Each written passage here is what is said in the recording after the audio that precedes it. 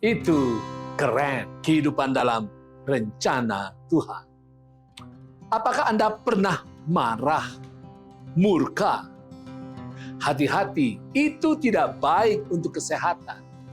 Satu penelitian menemukan bahwa selama 2 jam setelah kemarahan dikobarkan, maka seseorang memiliki 3 kali bahkan 6 kali resiko yang lebih tinggi untuk mendapatkan stroke yang disebabkan oleh suatu blood clot di otak atau pendarahan di otak. Tetapi yang paling berbahaya adalah ketika emosi kemarahan kita obralkan, kita lupa diri dan akan atau bisa melakukan kejahatan. Contoh yang sangat jelas bagi kita adalah pengalaman Ferdy Sambo. Dia seorang yang berkedudukan sangat tinggi di kepolisian. Ketika dia boroskan kemarahannya, dia melakukan kejahatan yang akhirnya merusak karirnya, kehidupannya, dan keluarganya. Bahkan banyak rekan polisinya yang ikut terbabit. Begitu juga Mario Dandi.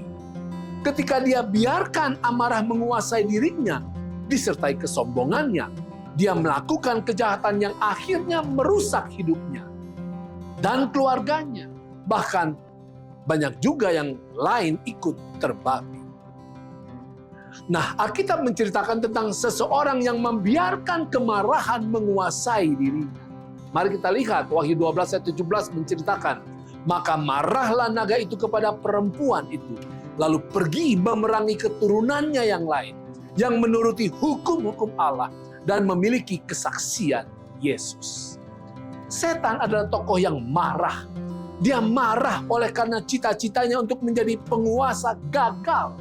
Dia yang cerdas, penuh talenta, berkedudukan tinggi dan terhormat, tetapi amarahnya membutakan logikanya. Bayangkan, setan menyerang Tuhan. Dia menyerang Yesus.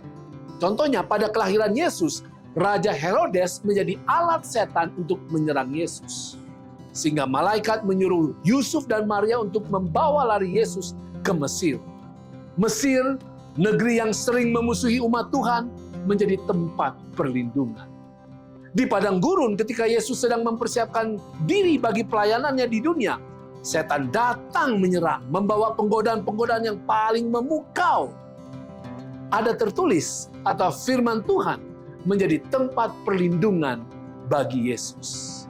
Di kayu salib, setan menggunakan para imam dan pemimpin Yahudi dan para tentara Roma untuk memaksa Yesus turun dan menolak salib.